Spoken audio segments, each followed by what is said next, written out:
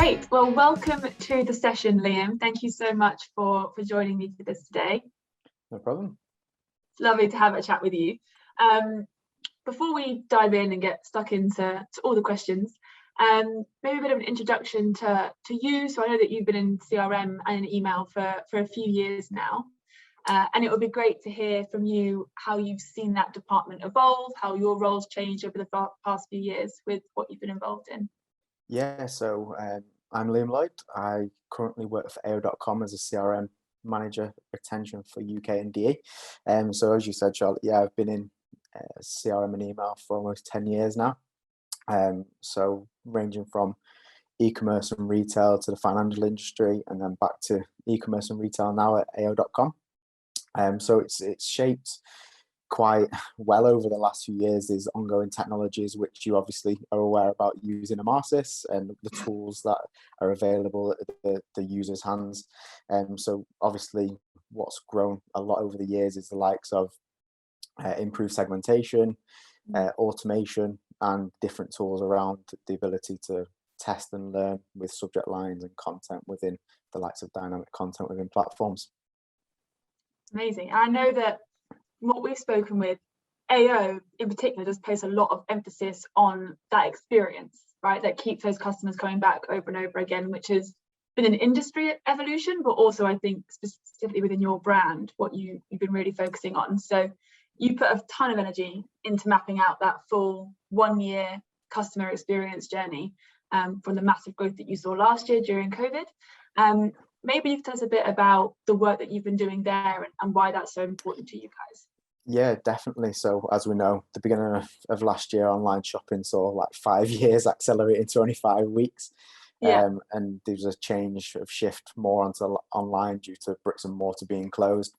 Mm-hmm. This meant that we had to meet demand and see what's relevant in the market. The likes of specific items such as bread makers and big chest fridge freezers were kind of the most bought items, if you like, or the most in demand across all competitors as well.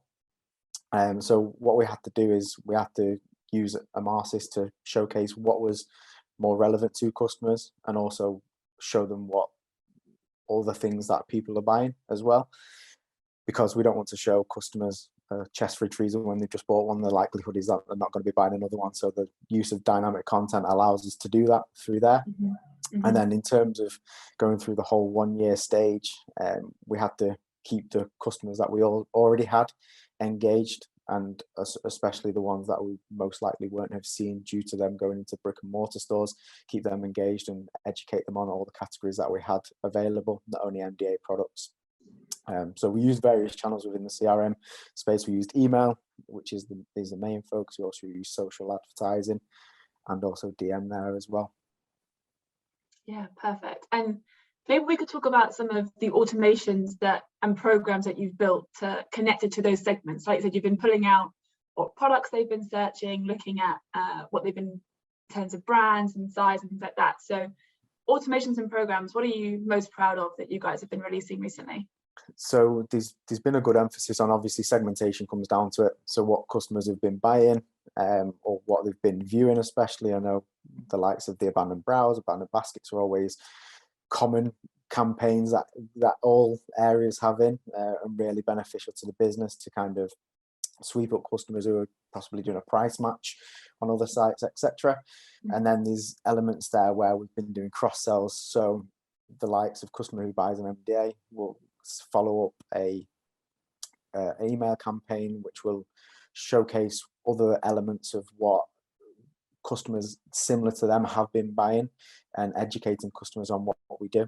We also offer maintenance programs as well, which mm-hmm. reminds customers of how and when to clean their item or their washing machine, for example, to make sure that they get the best use of this.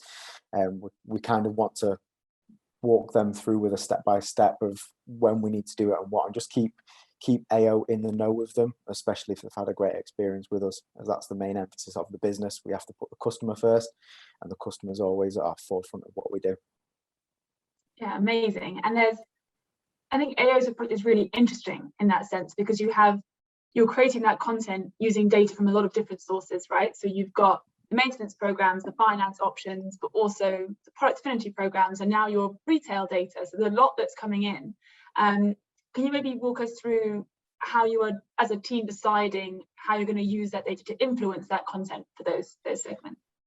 I think it comes down from seeing what customers are, what the kind of time of year is as well, to see what customers are becoming, have their affinity with. It's we don't want to just keep sending customers washing machines and MDA products based on their previous history. We need to educate them and say, right, what else do we have on offer? And with product affinity, if someone's been browsing, we have that data there to say that they're interested in this product category, this product set in itself, and then we can start to build communications out the back of that if we see relevant numbers attached to these segments. Yeah, absolutely. And like you say, the products that you sell are longevity products, right? So if someone buys a fridge freezer, they're not going to need another fridge freezer in the next few months, because it's good quality products that you're selling. So I suppose also we've spoken a lot together about those ancillary products. So how can we show them, okay, you bought the big ticket item of the fridge or the freezer or the television. Do you know that we also do small appliances, or we also do different accessories to match? Yeah, definitely. And I think that's a great point, because some people obviously come to AO as just to because it's a need purchase in a sense. Something's broken, you need it, and then we need to kind of educate them on what else we do. We have a price match promise, which is great for as an emphasis for people to purchase again. But we also have a great range of items and products from different categories and different brands, which allow us to kind of pull out the customer benefit of say, let's say a coffee machine. It might be one that does 11 different styles of coffees, and that's what someone's of. We want to be the best in the know to give a customer what they're looking for, especially if they don't have that knowledge around there. Definitely. And I think for you guys, that's where that trust and customer loyalty is really huge for you, right? Because you need to make sure that they're coming back to you time and again for smaller products. And I know that you place a really big emphasis, therefore, on that whole 360 customer journey. So making sure that every step from browsing to purchase, delivery especially, is really important for you guys, and post-purchase, and making that as seamless and enjoyable as possible for the customer. So with that emphasis and being with AO, who's so dedicated to that journey, what are some of maybe the tips that you've learned along the way that you can maybe share about how, when it comes to creating those journeys, you can make it as successful as possible? I think relevancy is a big key, and using the tools that we have to our disposal within Amartis. So again, we keep touching on segmentation and automation, but there's a wealth of that which kind of automates the progress and promotion of test and learn. So you're able to test and learn very, very quickly within Amartis using the relevant segmentation, and it might be a case where we do a 50-50 split to see what gets the best benefit going forward. Yeah, and you guys, I'm going to pick you a little bit on that one as well, because you guys do a lot with testing and checking within the platform. You've got a really big team that work on that. So your process for releasing programs, you're quite strict on checking them all before you go to release. Is that right?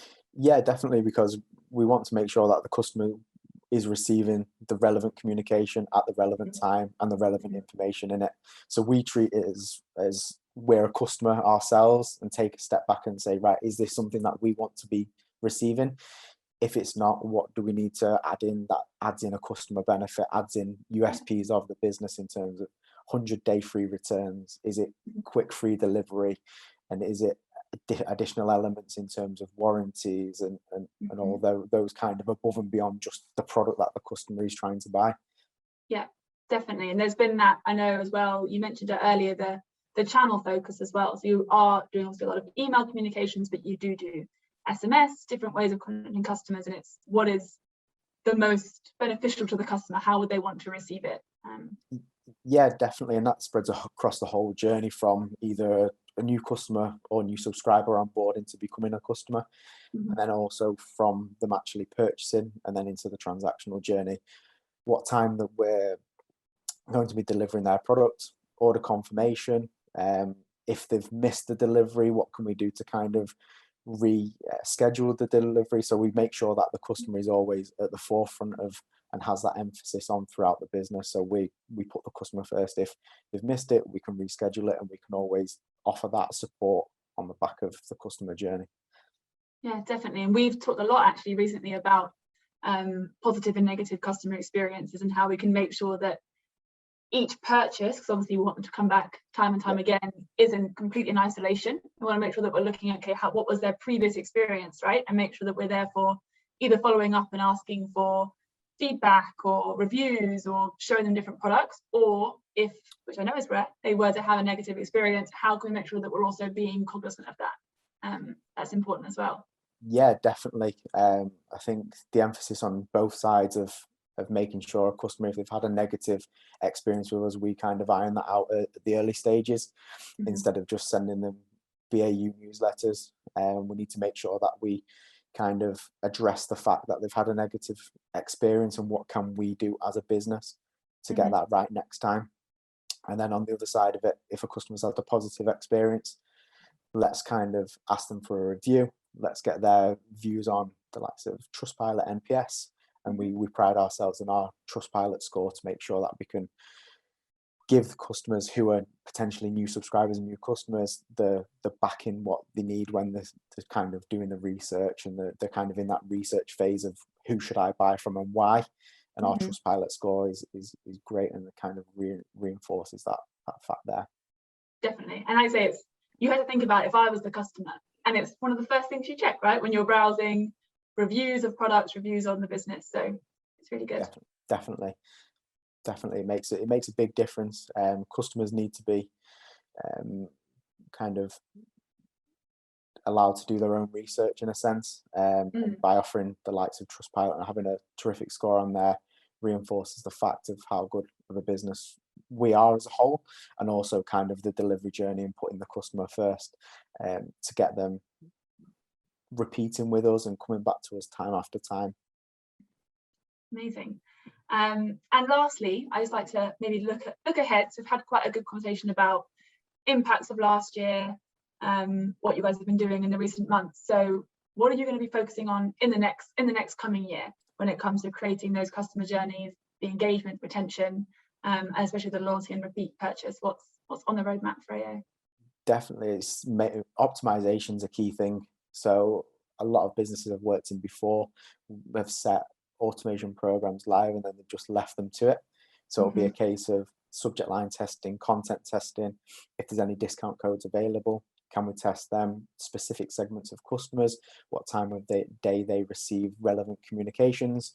Is it a window where we need to speed up the process due to not missing out on that potential customer or not serving them with the relevant content that they need to have to make that purchase? Yeah, definitely. And you'll be doing that. I think we were starting off with that whole 360 view, right? And that's going to be going through, and then it's like say it's not a one and done.